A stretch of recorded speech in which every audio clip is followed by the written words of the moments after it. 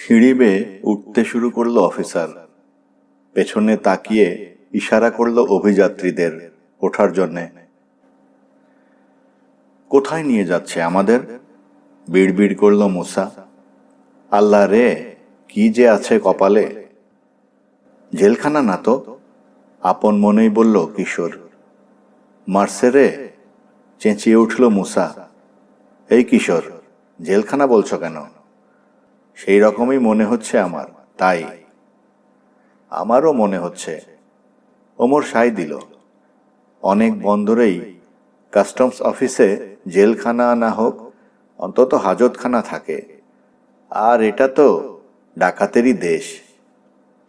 যেখানেই নিয়ে যাক, না গিয়ে উপায় নেই, তাই অফিসারের পিছু পিছু চলল ওরা নিতান্ত অনিচ্ছা সত্ত্বেও। মিনিট কয়েক পরেই স্প্যানিশ আমলে খোদাই করা চমৎকার দরজা পেরিয়ে সুন্দর একটা অফিস ঘরে ঢুকল। দামি পুরানো ধাঁচের টেবিলের ওপাশে ভারী চেয়ারে বসে আছে ফ্যাকাশে কালো একটা লোক, একটা জিন্দা লাশ যেন। দুপাশে দাঁড়িয়ে আছে দুজন সশস্ত্র পুলিশ। হাত তুলে সালাম জানালো ওমর। ভাঙা স্প্যানিশে শুভেচ্ছা জানালো। বিয়েনো দিয়াজ, সিনর। শীতল কণ্ঠে শুভেচ্ছা ফিরিয়ে দিল লোকটা। কঙ্কালসার হাত বাড়িয়ে কাগজপত্র চাইল। সাপের মতো ঠান্ডা দৃষ্টিতে একে একে দেখছে অভিযাত্রীদের। ওমর কাগজ দিতেই সেগুলো নিয়ে টেবিলে বিছালো। কোনো তাড়াহুড়ো নেই। পাসপোর্টের একটা করে পাতা উল্টে দেখছে। এত ধীর, অসহ্য লাগছে কিশোরের। ওমরের দিকে চেয়ে দেখল, চোখ জ্বলছে তার। ইংরেজি জানেন? রাগ চেপে খুব ভদ্রভাবে লোকটাকে জিজ্ঞেস করল ওমর। শুনল না যেন লোকটা। মেজাজ ঠিক রাখাই কঠিন। সঙ্গীদের দিকে চেয়ে নিচু কণ্ঠে ওমর বলল, এই বেটা জ্বালাবে, বলে রাখলাম দেখো।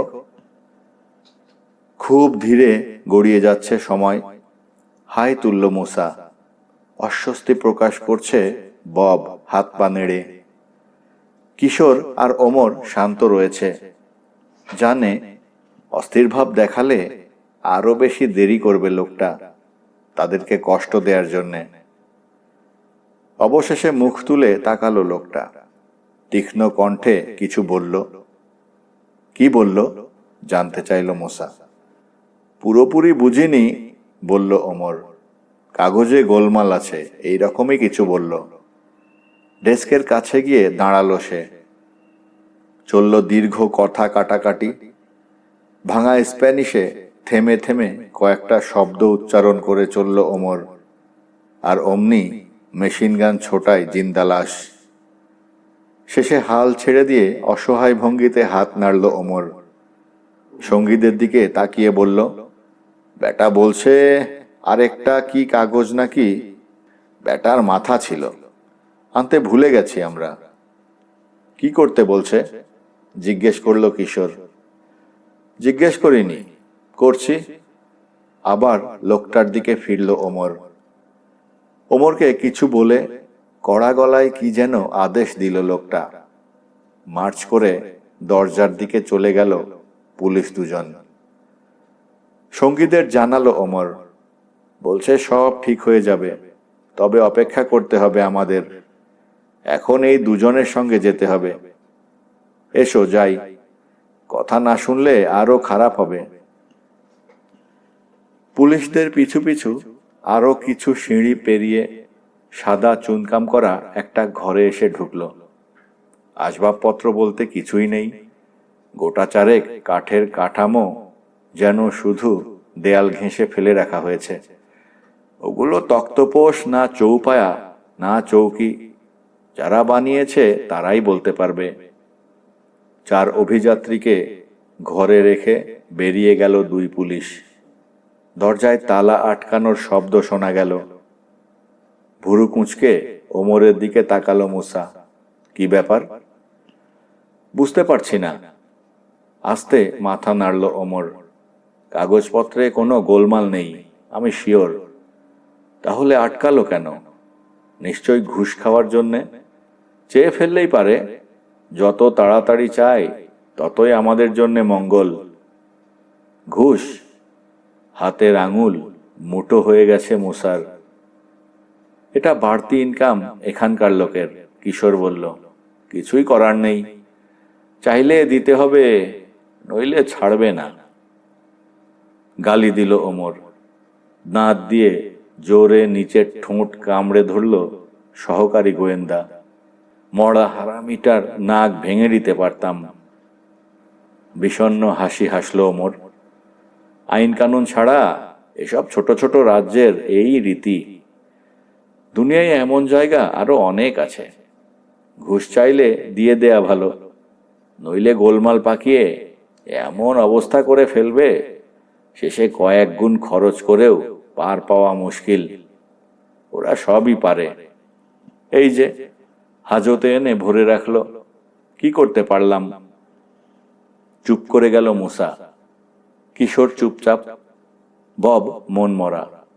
সব দোষ যেন তারই, এমনই ভাব। ঘরটা যেন একটা চুলো, একটি মাত্র জানালা, সাগরের দিকে, তাতে লোহার মোটা গরাদ। জানালায় দাঁড়ালে বন্দরের অনেকখানি চোখে পড়ে। উভচরটাকে দেখা যায় পরিষ্কার। এই বড় জোর পোয়াটাক মাইল দূরে হবে।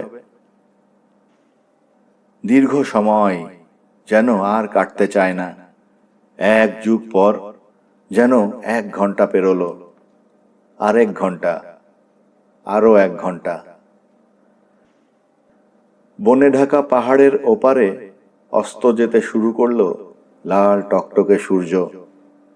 নতুন বিপদ দেখা দিল, মশা।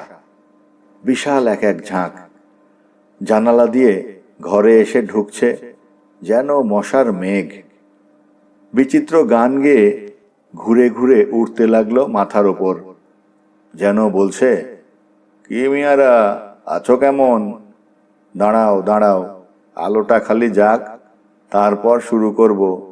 1 ফোঁটা রক্ত রাখবো না কারো শরীরে। শুয়েছিল মুসা, হঠাৎ লাফিয়ে উঠে দাঁড়ালো। আর না, চেঁচিয়ে উঠল, আর সহ্য করব না। যে কেউ বলবে আমরা চোর ছাঁচর নই, ভদ্রলোক। এই এসো তোমরা, চেঁচিয়ে লোক জড়ো করি। হ্যাঁ, কিছু একটা করা দরকার। ধীরে সুস্থে উঠে দাঁড়ালো ওমর। জানালার দিকে এগোলো। বন্দরের দিকে চেয়েই চমকে উঠল। আরে, হচ্ছেটা কি? ছুটে এসে ওমরের আশেপাশে দাঁড়ালো সবাই। উভচরটাকে ছেঁকে ধরেছে যেন পুলিশ। ঢুকছে, বেরোচ্ছে। বড় একটা প্যাকেট নিয়ে বেরোলো এক পুলিশ। হাত নেড়ে কি সব বলছে। কাস্টমসের লোক, বলল ওমর। জিনিসপত্র চেক করছে বোধহয়। আমরা নেই অথচ আমাদের জিনিস চেক করছে। শয়তানের দল। আর চুপ করে থাকবো না। গটমট করে দরজার দিকে এগোলো ওমর, কিন্তু সে হাত দেওয়ার আগেই ঝটকা দিয়ে খুলে গেল পাল্লা। সেই 2 সরকারি কর্মচারী, একজন যে তাদেরকে আনতে গিয়েছিল বোট নিয়ে, আর একজন সেই জিন্দা লাশটা। পেছনে রাইফেল হাতে দাঁড়িয়ে 6 জন পুলিশ। এসবের মানে কি? কড়া গলায় জানতে চাইল ওমর। জবাব পাওয়া গেল না। ঘরে ঢুকলো 2 অফিসার। মুসা ভয়ানক রেগে গেছে। দেখে তার বাহুতে হাত রাখলো একজন। ঝটকা দিয়ে হাত সরিয়ে নিল মুসা। ওরকম করো না, তাড়াতাড়ি বলল ওমর। লাভ হবে না, আরো খারাপ হবে। শান্ত থাকো। ওমরের সামনে এসে দাঁড়ালো জিন্দা লাশ। কথার মেশিন গান ছোটালো কয়েক মুহূর্ত। তারপর যেমন শুরু করেছিল তেমনি হঠাৎ করে থেমে গেল। কি বলল হারামজাদা? রাগ দমন করতে পারছে না মুসা। চোর। চোর? একটা আমেরিকান প্লেন নাকি চুরি গেছে। আমাদের গতিবিধি সন্দেহজনক। তাই সার্চ করবে, দোজকে জ্বলবে। হাতের মুঠো খুলছে আর বন্ধ করছে মুসা। এত বড় মিথ্যা! বললেন না প্যান আমেরিকানের অফিসে দেখা করতে? বলেছি তো। কি বলল?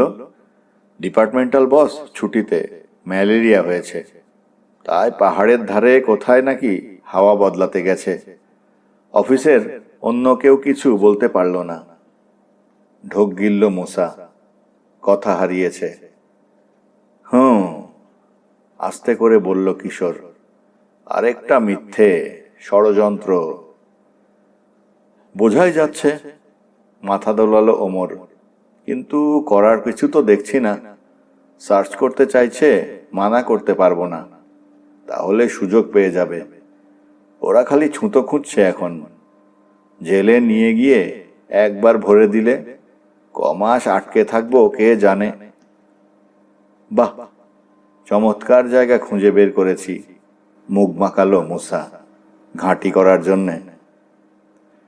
ওসব বলে আর লাভ নেই এখন, বলল কিশোর। ওরা যা করতে চায় করুক, বাধা দিতে গেলে উল্টো ফল হবে। সার্চ করে পাবে না তো কিছু। লুট করে নেয়ার মতো নগদ টাকাও নেই সঙ্গে। লেটার অফ ক্রেডিট আর ট্রাভেলার্স চেক নিয়ে ভাঙাতে পারবে না। সার্চ করতে জানে লোকগুলো। অভিযাত্রীদের পকেটে যা যা ছিল সব বের করে নিল, এমনকি ববের বাবার চিঠি, ম্যাপ আর ডাবলুনটাও। সব একটা ব্যাগে ভরে নিয়ে বেরিয়ে গেল। বাইরে থেকে আবার তালা আটকে দিয়ে গেল।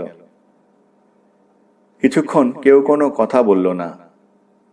মুসা হঠাৎ বলল, আরামির বাচ্চাগুলোকে জিজ্ঞেস করলেন না আমাদের প্লেনে কি করছিল? কি লাভ? শান্ত কণ্ঠে ওমর বলল।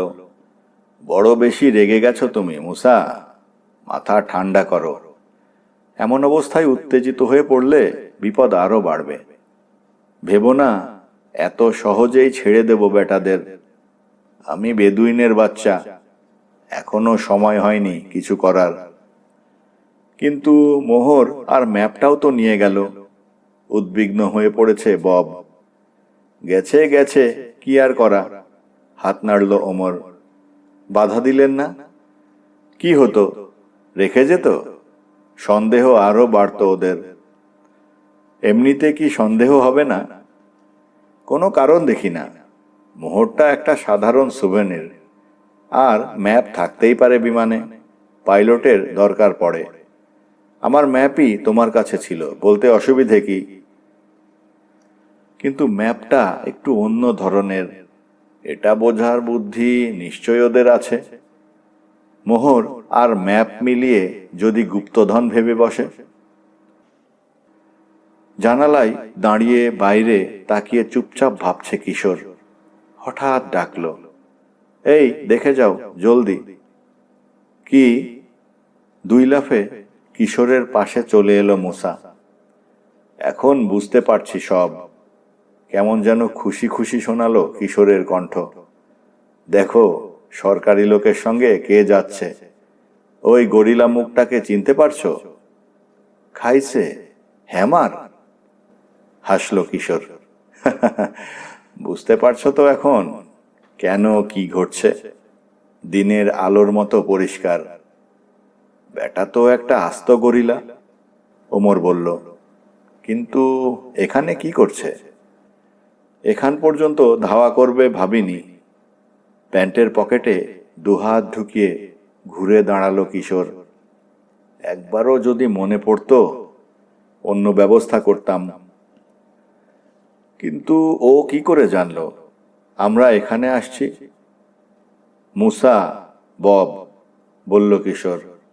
মনে পড়ে রাতে আমরা যখন আলোচনা করছিলাম, ম্যাপ দেখছিলাম, দরজার কাছে পায়ের ছাপ ফেলেছিল কেউ, পানি দিয়ে ভিজিয়ে দিয়েছিল ম্যাট। সন্দেহ করেছিলাম না হ্যামার? ঠিকই তাই। আজ তো একটা গাধা আমি। আরো সাবধান হওয়া উচিত ছিল আমার।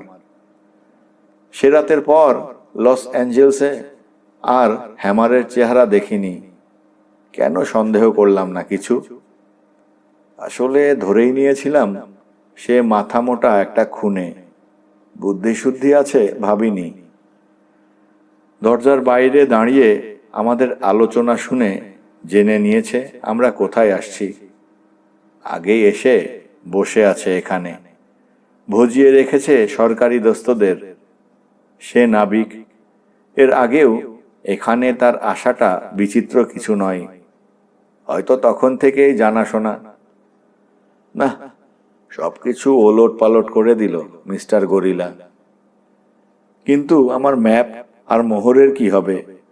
প্রায় চেঁচিয়ে উঠল বব। চিঠিটাও তো নিয়ে গেছে। মোহরটা আর $1 নিয়েছে নিক। চিঠি আর ম্যাপ নিয়ে কচুটাও করতে পারবে না। মানে? খামটাই শুধু আসল, ভেতরের চিঠি আমার লেখা। যা মনে এসেছে তাই লিখেছি। আসল চিঠিটা মিস্টার ডেভিস ক্রিস্টোফারের কাছে, ইন্টেলিজেন্স ব্রাঞ্চে পাঠিয়ে দেবেন তিনি। চিঠিটার ওপর হ্যামারের চোখ পড়েছিল, তাই সাবধান হয়েছি। কিন্তু ম্যাপ? হ্যাঁ, ওটা দিয়ে অনেক কাজ করতে পারবে হ্যামার। মুচকি হাসল কিশোর। চুলো থেকে আগুন নিয়ে সিগারেট ধরাতে পারবে। কি বলছো? বললাম না, খামটাই শুধু আসল। ভুল ম্যাপ ম্যাপ না থাকার চেয়েও খারাপ। নতুন করে চিঠি লিখতে পেরেছি, আর একটা ম্যাপ আঁকতে পারবো না? নিজেকে খুব চালাক ভেবেছে হ্যামার। খুশিতে নিশ্চয়ই লাফাচ্ছে এখন। লাফাক যত খুশি। হাহা করে হাসলো ওমর। না, তুমি একখান জিনিস কিশোর পাশা। এখন বুঝতে পারছি ডেভিস ক্রিস্টোফারের মতো লোকও তোমাকে এতটা পাত্তা দেয় কেন। লজ্জা পেল কিশোর, চুপ করে রইল। তাহলে? মুসা বলল, এখন কি করছি আমরা? বুঝলামই তো, ঘুষের জন্য আটকাইনি। চুপ করে থাকব, বলল কিশোর।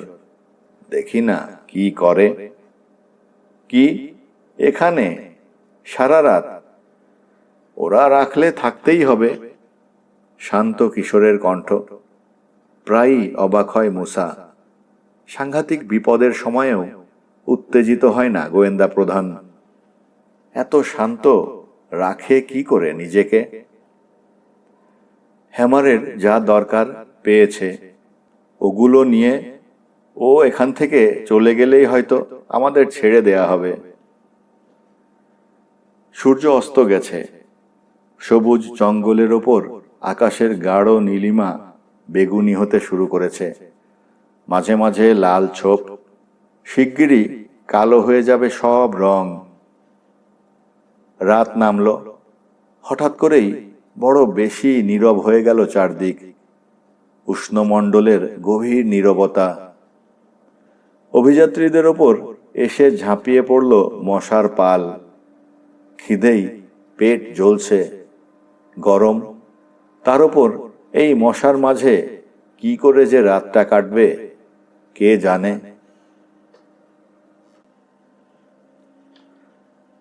জানালা দিয়ে ঘরে এসে ঢুকলো ভোরের নরম আলো। শব্দটা কানে যেতেই তড়াক করে উঠে বসল ওমর। আরে কি ব্যাপার? তার চিৎকারে অন্যদেরও ঘুম ভেঙে গেছে। স্তব্ধ বাতাসে কাঁপন তুলেছে বিমানের ইঞ্জিন। প্যান আমেরিকানের বিমানটা। হাই তুলতে তুলতে বলল মোসা, চলে যাচ্ছে হয়তো। লাফ দিয়ে উঠে জানালার কাছে ছুটে গেল ওমর। আমাদেরটা?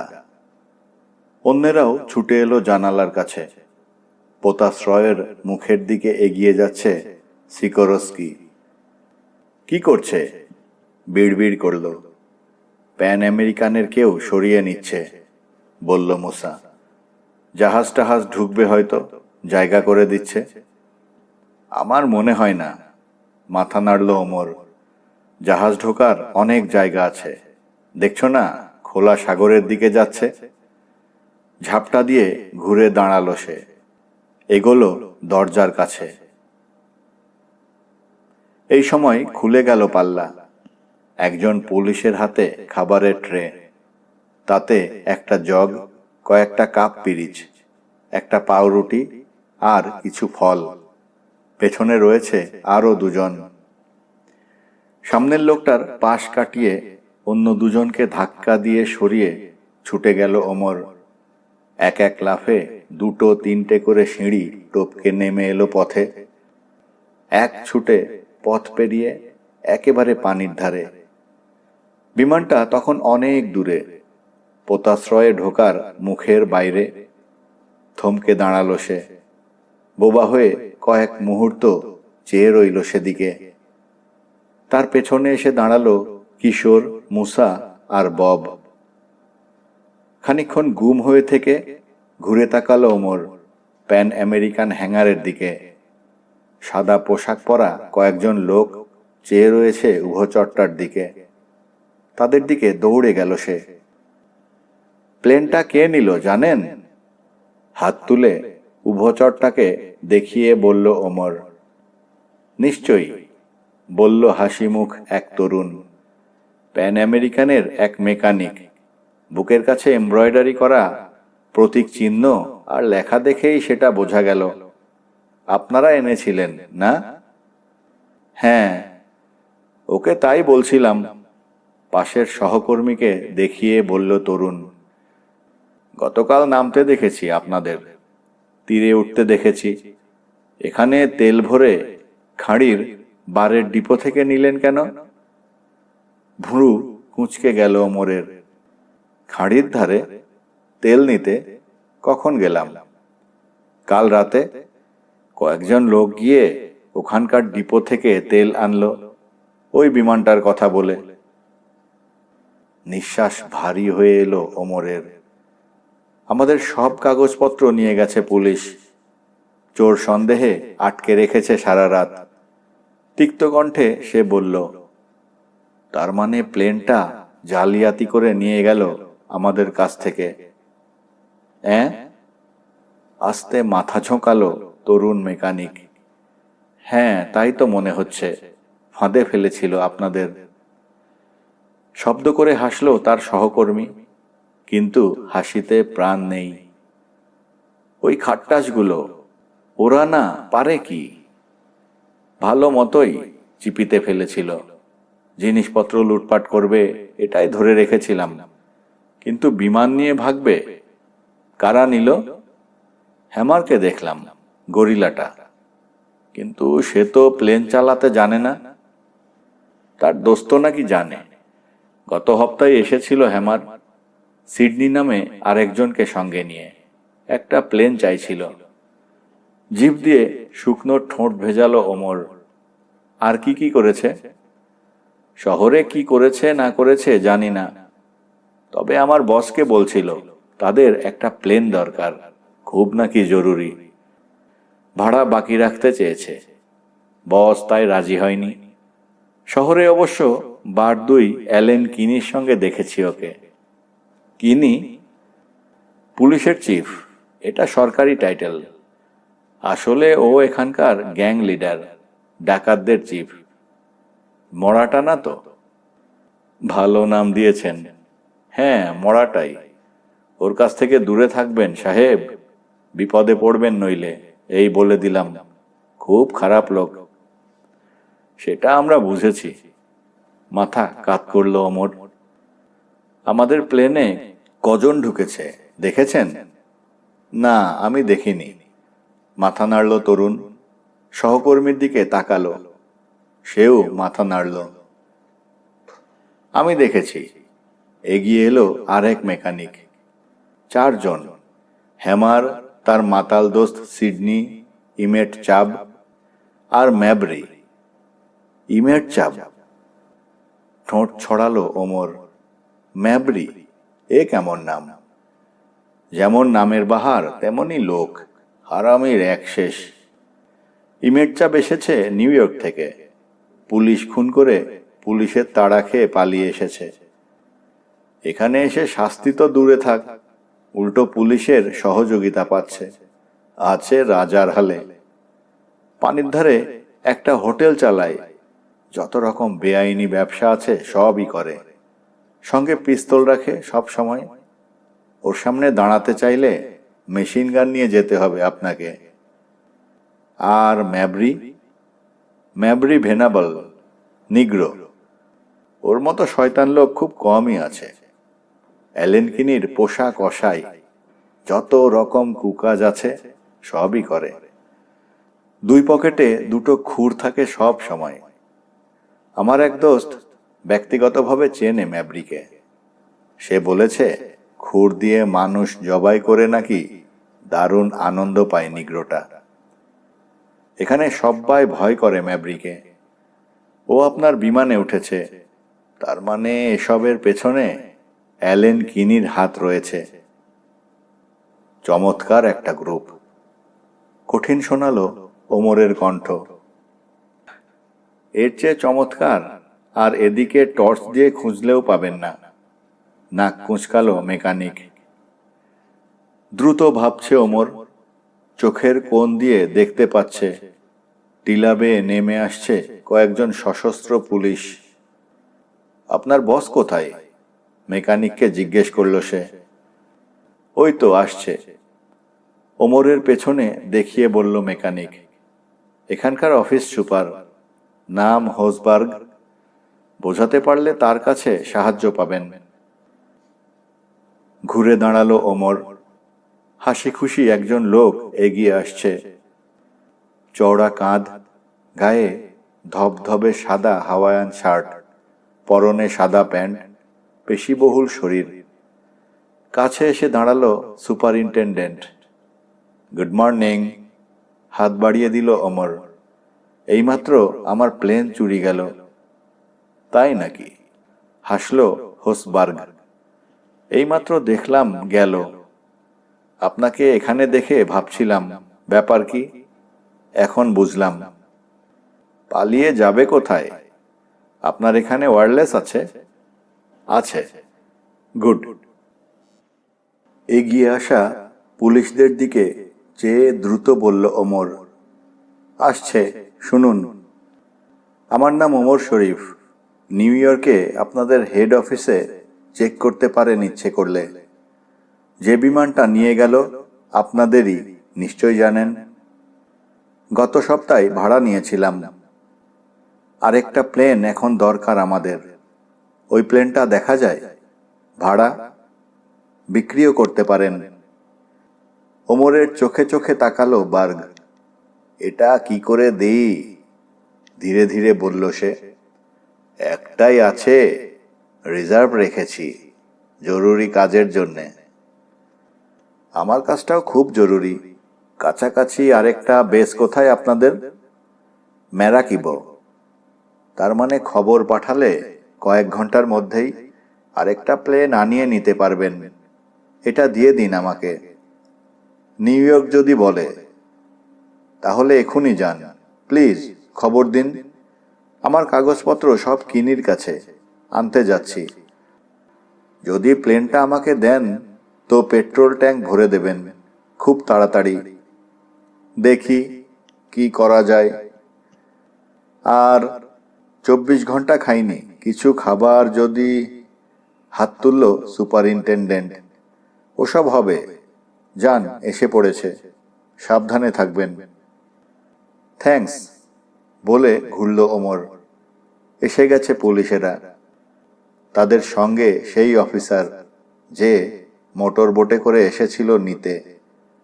সঙ্গে যেতে ইশারা করল লোকটা। দ্বিতীয়বার বলার আর দরকার হলো না। পা বাড়ালো ওমর। কঠিন হয়ে উঠেছে চোয়াল। তার সঙ্গে 3 কিশোর। অভিযাত্রীদেরকে আবার নিয়ে আসা হলো অ্যালেন কিনির অফিসে। মুখ তুলে তাকালো লোকটা। শোনো, কর্কশ কণ্ঠে বলল ওমর। রাগে স্প্যানিশ বলতে ভুলে গেছে, ইংরেজি বলছে। অনেক জ্বালিয়েছ, অনেক সয়েছি, আর না। কি মনে করেছ এ দেশে আমি একা? বন্ধু বান্ধব আমারও আছে এখানে। তারা ইতিমধ্যে ওয়্যারলেস করে দিয়েছে নিউ ইয়র্কে, প্যান আমেরিকান হেড অফিসে। ওখানকার পুলিশের কানেও যাবে কথাটা। সবার সঙ্গেই শয়তানি না? জিনিসপত্রগুলো কোথায়? জলদি বের করো। ইংরেজি বুঝলো কিনা কিনি বোঝা গেল না। হয়তো ওমরের ভাবভঙ্গিতেই অনুমান করে নিয়েছে। হাত তুলে দেখিয়ে দিল টেবিলের এক ধারে জড়ো করে রাখা জিনিস। যা যা বের করে এনেছে চারজনের পকেট থেকে সব।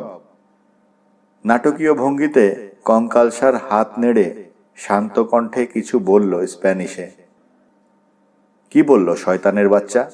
জানতে চাইল মুসা। যা বলবে ভেবেছি, মাফ চাইছে, আমাদের দেরি করিয়ে দেওয়ার জন্যে লজ্জিত। হরমজাদা। প্লেনটা চুরি করলো কেন জিজ্ঞেস করেছেন? কি লাভ? বললে কি ফেরত আনবে? কি হয়েছে ভালো মতোই জানে সে। আমরা জানি, এটাও জানে। ওকে বলে কি হবে? চলো বেরিয়ে যাই। হোসবার্গ বিমানটা দিলে চলে যেতে পারবো। মেরাবিনাকে আর ঘাঁটি বানানো যাবে না। তাতে কি, দরকার পড়লে বারমুডায় চলে যাব, যত দূরেই হোক। কথা বলতে বলতেই টেবিল থেকে জিনিসগুলো তুলে নিয়ে যার যার হাতে দিল ওমর। কারো কিছু বাদ পড়েছে? আমার মোহর, বব বলল। মড়াটা রেখে দিয়েছে। সোনার টুকরো হাতে পেয়েছে, লোভ সামলাতে পারবে ওর মতো লোক? বলল ওমর। ম্যাপ, চিঠি আর মোহর বাদে সবই পেয়েছি। দাঁড়াও। পকেট থেকে মানি ব্যাগ বের করে দেখল সে। না, নেই। খুচরো টাকা বাদে যা ছিল সব রেখে দিয়েছে। তোমাদের? আপনারটা নিয়েছে, আমাদেরগুলো কি আর রাখবে? বলল কিশোর। দেখার দরকার নেই, চলুন জলদি বেরোই। যা পেয়েছি এতেই চলবে। ছেড়ে যে দিচ্ছে এই বেশি। রওনা হওয়ার জন্যে ঘুরল ওমর। তার বাহু চেপে ধরে ফেলল বব। ওই যে মোহরটা, ওই যে ম্যাগনিফাইং গ্লাসের তলায়। দেখতে পেল ওমর। ওরা আসার আগে বোধহয় মোহরটা পরীক্ষা করেছিল কিনি। সাড়া পেয়েই তাড়াতাড়ি লুকিয়ে ফেলেছে গ্লাসের তলায়। মনে করেছে দেখতে পাবে না কেউ। ধৈর্য হারালো ওমর। চোরটাকে এত সহজে ছেড়ে দেবে না।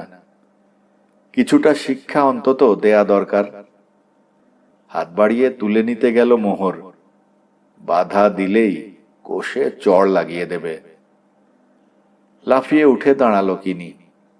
সাপের মতো ছোবল হানল যেন তার হাত।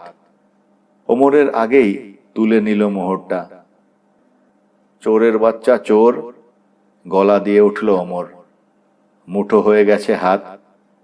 টেবিলের ওপর দিয়ে পিছলে গিয়ে কিনিকে ধরার ইচ্ছে। ওমরের উদ্দেশ্য বুঝতে পারল কিশোর। চেঁচিয়ে উঠল, না না, সরে যান। থমকে গেল ওমর। কাঁধের ওপর দিয়ে ফিরে চেয়ে দেখল রাইফেল তুলেছে এক পুলিশ। চোখের পলকে সরে গেল ওমর। বদ্ধ ঘরে রাইফেলের আওয়াজই কামানের শব্দের মতো মনে হল। করোডাইটের গন্ধ ছড়িয়ে পড়েছে বাতাসে।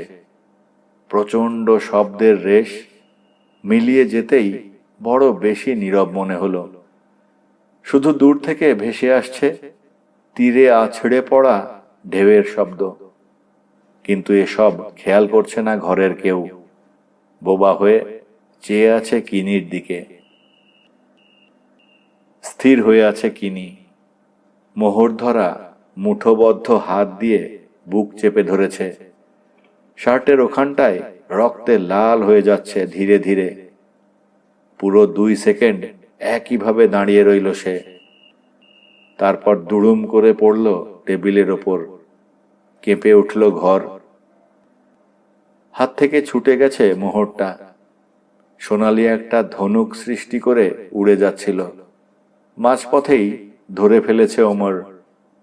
পরক্ষণেই দৌড় দিল দরজার দিকে। জলদি এসো, আমাদের দোষ দেবে ওরা। বেরিয়ে গেল ওমর। তার পেছনে মুসা। তাকে আটকানোর চেষ্টা করলো সেই অফিসার, কিন্তু ব্যায়ামবীরের বেমক্কা এক ঘুষি পেটে লাগতেই ও করে বাঁকা হয়ে গেল সামনের দিকে। পাশ থেকে ধাক্কা দিয়ে তাকে একজন পুলিশের গায়ে ফেলেই বেরিয়ে এলো মুসা। তার ঠিক পেছনেই কিশোর আর বব। সিঁড়ি দিয়ে লাফিয়ে নামছে ওমর, চেঁচিয়ে বলল, জলদি নামো, পেছনে তাকাবে না। যেন উড়ে নেমে এলো চারজনে। পথে নেমেই দৌড় দিল হ্যাঙ্গারের দিকে। কড়া রোদ, ভয়ানক গরম, রাস্তায় লোকজন তেমন নেই। এক আধজন ভবঘুরে আছে। তারা পথরোধ করার চেষ্টা করল, কিন্তু থামাতে কি আর পারে। ওমর আর মুসার ধাক্কা খেয়ে চিত হয়ে পড়ল পথের ওপর। পেছনে চেঁচামেচি শোনা যাচ্ছে পুলিশের, কিন্তু দেখার জন্যে একবারও পেছনে ফিরল না অভিযাত্রীরা। দেখো, সামনের দিকে হাত তুলে চেঁচিয়ে উঠল ওমর। ওরা দেখল রোদে চকচকে একটা চক্র তৈরি করে ঘুরতে শুরু করেছে ফ্লাইং বোটের প্রোপেলার। ওদেরকে আসতে দেখেই যেন জ্যান্ত হয়ে উঠেছে। ইঞ্জিন চেক করছে নাকি? হাঁফাতে হাঁফাতে এসে পৌঁছলো ওরা। খুশিতে দাঁত বেরিয়ে পড়েছে সুপারিনটেন্ডেন্টের। কি কিনি গুলি খেয়েছে, জোরে জোরে দম নিচ্ছে অমর। মরেছে? বড় বেশি বেড়ে গিয়েছিল। আপনি না মারলে আমি একদিন মেরে বসতাম। আমি মারিনি। Plane ready?